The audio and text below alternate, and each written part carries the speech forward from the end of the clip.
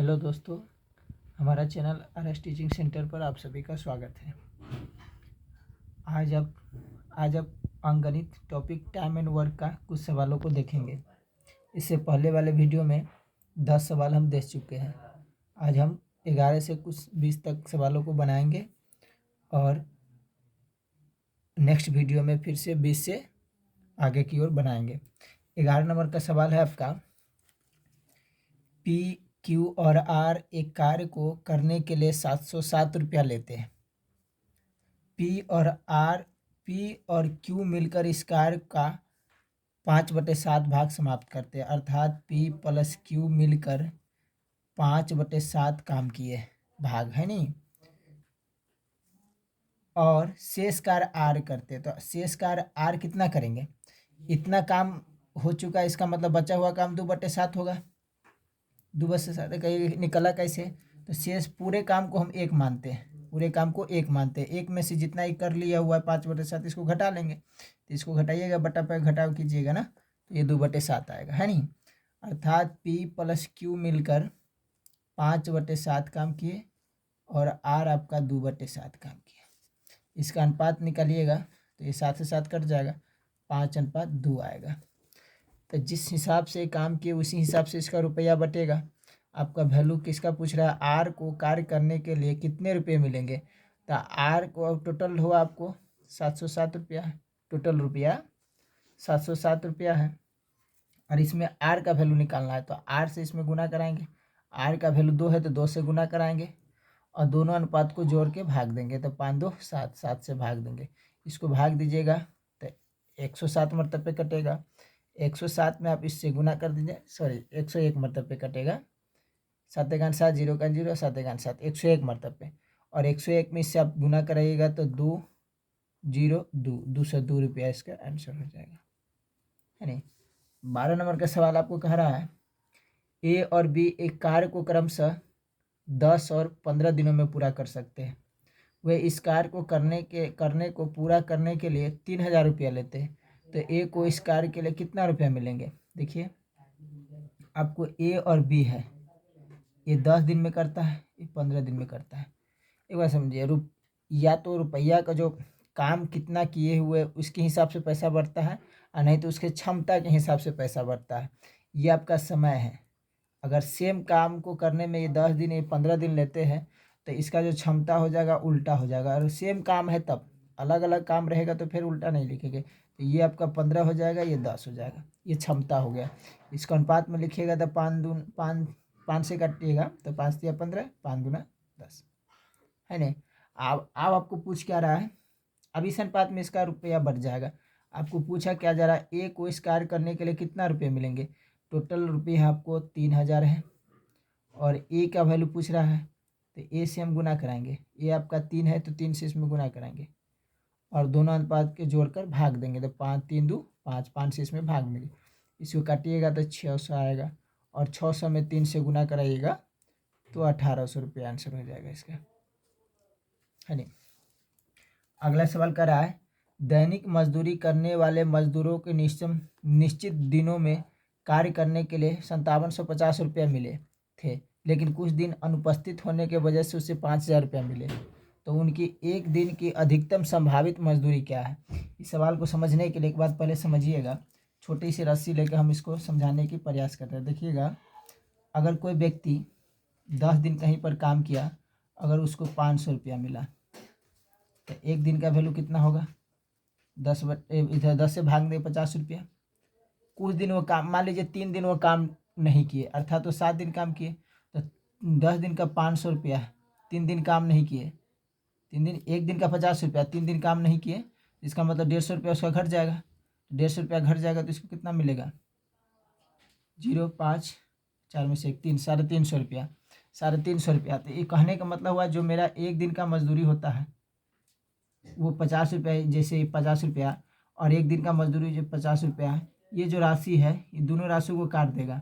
500 को भी काटेगा और 350 को भी काटेगा, अर्थात इन दोनों में से इस 5750 रुपया 5000 रुपया में मेरा एक दिन का जो मजदूरी अधिकतम होगा वह राशि होंगे जो इन दोनों को काटता होगा।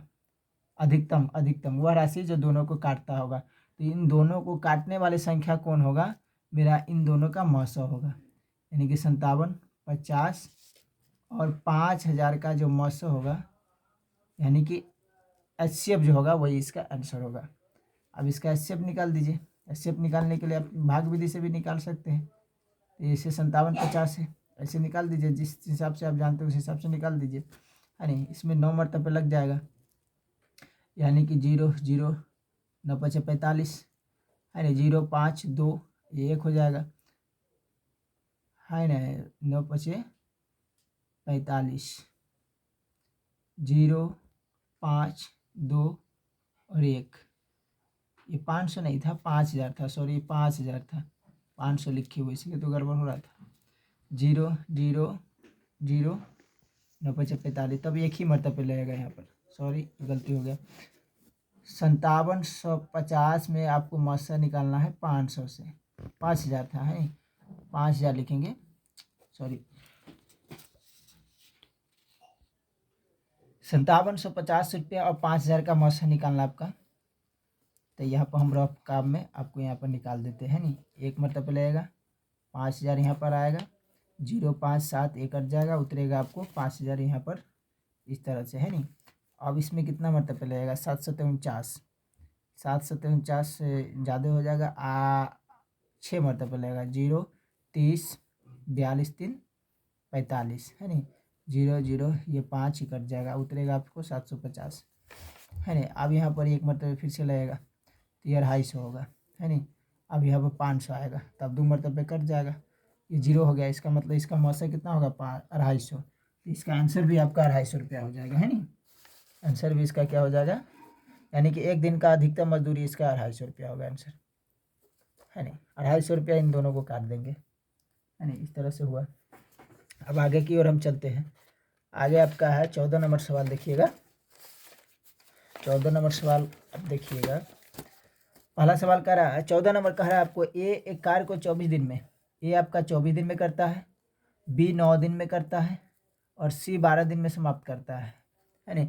बी और सी कार्य को आरंभ करता है। पहले इनका हम लसा लेके कुल कार्य निकाल लेते, तो कुल कार्य इसका लसा 36 हो जाएगा, नहीं सॉरी 24 दूना 48, 72 हो जाएगा, 72 इनका लसा हो जाएगा सभी का, है नहीं। 72 काम करना है, ये 24 के हिसाब से करता है तो इसका हो जाएगा 3 क्षमता, इसका 8 क्षमता, इसका 6 क्षमता हो जाएगा, है नहीं। ए की क्षमता 3, बी की क्षमता 8, सी की क्षमता 6। आपको कुल काम है 72, समझिएगा। बी और सी काम आरंभ करता है 3 दिन तक, 3 दिन बाद छोड़ देता है, इसका मतलब बी प्लस सी मिल के 3 दिन तक क्या होगा, तो बी और सी मिल के इसकी क्षमता कितनी है, 8 6 14 क्षमता है। 3 दिन तक काम किया, इसका मतलब 42 काम हो गया। जब 42 काम हो गया तो 42 इसमें से घटा लीजिए, तो 42 घटाइएगा तो कितना होगा, 30 काम। अब 30 काम बचा हुआ है, ये मेरा 30 काम बचा हुआ है। कह रहा ए बचे कार्य को कितने दिनों में पूरा करेंगे, तो ये मेरा 30 काम बचा हुआ है और ए की क्षमता कितना है, 3 है, तो इसमें 3 से भाग दे देंगे, तो 3 से भाग दीजिएगा तो 10 दिन में आंसर हो जाएगा इसका। इसका मतलब ये जो बचा हुआ काम है इसको 10 दिन में पूरा कर देंगे, है नहीं। आगे सवाल है आपका 15 नंबर। यदि 3 आदमी और 6 औरतें एक काम को 16 दिन में करता है, अर्थात कोई एगो काम है, या तो 3 आदमी या तो 6 औरत मिलके 16 दिन में काम को कर देगा, यहाँ पर या होगा सॉरी, यानी कि 3 गो मैन या दोनों मिल या तो 3 गो मैन या तो 6 औरत मिलके एक काम को 16 दिन में करता है दोनों। तो कहने का मतलब ये दोनों आपस में बराबर होंगे, 3 गो मैन और 6 गो औरत आपस में बराबर होंगे।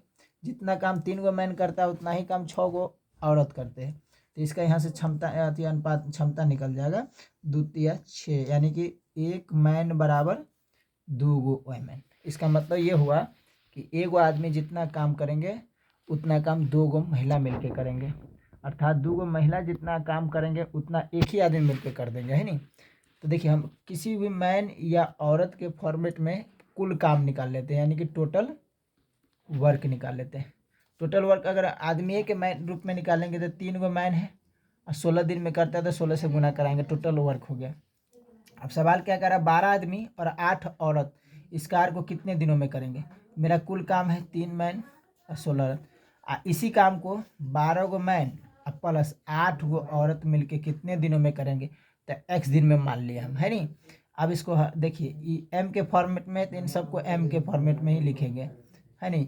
अब ये आपका 12m तो है ही है, प्लस 8 गो वो औरत में कितना मैन होंगे, तो 4 गो होंगे। ऐसा इसलिए कि 2 गो में एगो, तो 8 गो में क्या गो, 4 गो होगा। अर्थात 2 गो मैन आता है तो एगो मैन आता है तो 2 गो औरत लगता है, 2 गो औरत के बराबर होते हैं। तो इसका मतलब कथी हुआ कि 2 गो महिला में एगो औरत है, तो 8 गो में 4 गो नहीं हो जाएगा, 4 गो मैन हो जाएगा, है नहीं। और यहाँ पे x से गुना कराएंगे, इधर हो जाएगा 3 16 3 48 गो मैन, और इधर हो जाएगा 12 4 16 गो मैन, और गुने x, है नहीं।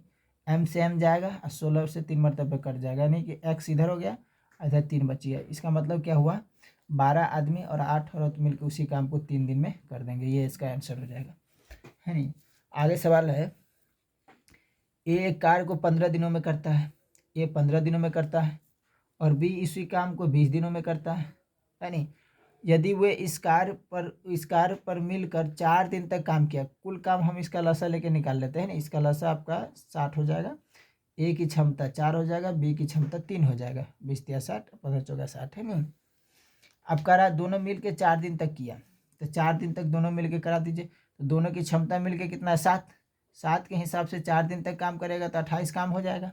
आपको शेष काम कितना हो जाएगा, शेष काम आपका कुल काम 60, 60 में से आप 28 घटाइएगा तो शेष काम आएगा। इसको घटाइएगा तो कितना होगा, 10 में से 2 और ये हो जाएगा 5, 5 में से 2 गया 3, ये आपका 32 जो हुआ शेष काम हुआ।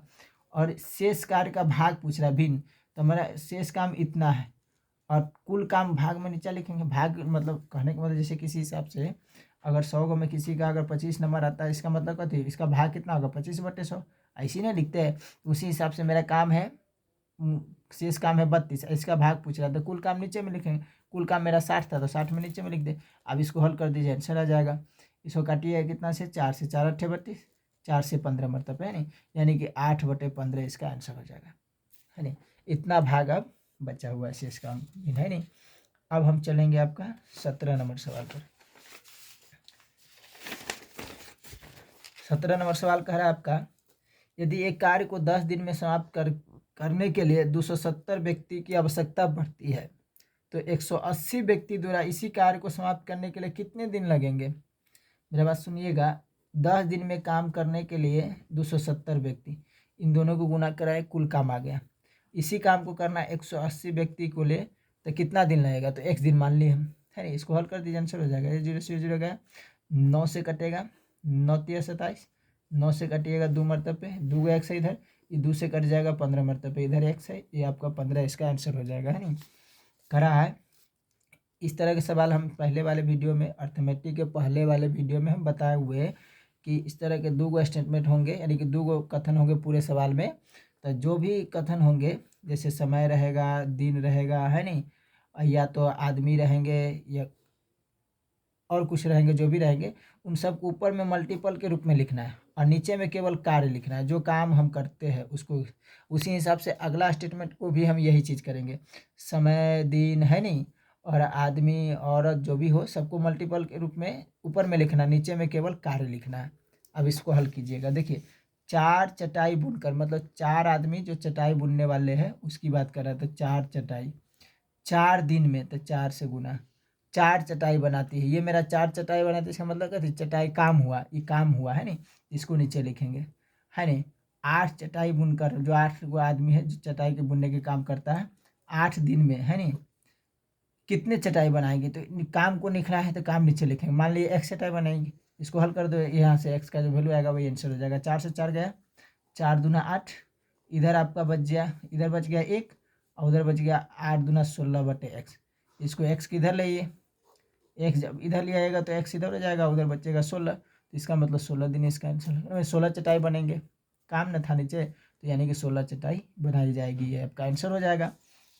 19 नंबर सवाल कर रहा है, ए और बी एक कार्य को क्रमशः 6 और 12 दिनों में करता है। ए 6 दिन में और बी 12 दिनों में करता है, पूरा कर सकते हैं। ये दोनों मिलकर कार्य आरंभ करते हैं, लेकिन 3 दिन बाद एक काम छोड़ देते हैं, यहाँ से कार्य निकाल लेते हैं। कुल काम मान लिए 12, इसका क्षमता 2, इसका क्षमता 1। कह रहा है दोनों मिलकर काम शुरू किया था, दोनों मिलकर काम शुरू किया था, दोनों की क्षमता 3, 3 के हिसाब से काम कर रहे हैं ना, 3 दिन बाद, तो 3 के हिसाब से 3 दिन तक किया था, यानी कि टोटल 9 काम हो गया। 9 काम हो चुका है, तो आप शेष काम कितना है, 12 में से 9 घटा लेंगे, 3 शेष काम बचा हुआ है, ये आपका शेष है नहीं। अभी 3 दिन तक काम हो चुका है नहीं। और अब क्या करा है, ये काम छोड़ देता है, तो कार्य को पूरा करने में कुल कितने समय की आवश्यकता पड़ेगी। तो अब ये चला गया तो बी रहेगा केवल, तो बी की क्षमता 1, तो एक क्षमता से 3 काम को करने के लिए ये शेष काम है। एक क्षमता से 3 काम करने के लिए कितना दिन लगेगा, 3/1 यानी कि 3 दिन, है नहीं। तो कहने का मतलब कुल कार्य करने में कितना समय लग गया, 3 दिन तो पहले ही कर चुका था ए और बी मिल के, और बी अकेले कुछ काम जो शेष बचा हुआ था उसको भी 3 दिन में किया, यानी कि कुल समय आपको 3 + 3 यानी कि 6 दिन इसका आंसर हो जाएगा, है नहीं। आगे कह रहा है, यदि 1 एकड़ जमीन को 8 दिनों में जोतने के लिए 10 पुरुषों की आवश्यकता होती है, ये और 18 सेम सवाल है, इसी स्टेटमेंट पर बना के इसको हम 18 नंबर जो सवाल बना है, इसी कथन पर जो हम जैसे इसको सजाया उसी हिसाब से इसको सजा के आंसर ला सकते हैं। देखिए 20 एकड़ जमीन को 8 दिनों में जोतने के लिए 10 पुरुषों की आवश्यकता, 20 एकड़ जमीन है तो ये काम मेरा हुआ, नीचे लिखेंगे 8 दिनों में 10 पुरुष की आवश्यकता होती है, तो 100 एकड़ बराबर में काम को नीचे लिखिए, 10 दिनों में जोतने के लिए कितने पुरुषों को, तो x पुरुष को मान लिए, बस हो गया। इसको हल कीजिए, इसको कर दीजिएगा 20 दूना 10 दूना 20, दूसरे कट जाएगा 4 मरतब, है नहीं, ये एगो जगह से एगो जगह कट जाएगा। अब इधर देखिए नीचा में 10, इधर आपका ऊपर में 4 है, ये जाके इधर गुना हो जाएगा तो 40 हो जाएगा, और इधर 1 बचेगा, x बचेगा, तो ये आपका 40 आंसर हो जाएगा। इस तरह से आपका कुल 20 सवाल आपको हो चुके हैं अर्थमेटिक का, टाइम एंड वर्क के टॉपिक का, है नहीं। अब अगले वीडियो में आपको हम 20 से 30 तक के सवालों को दिखाएंगे। Thank you.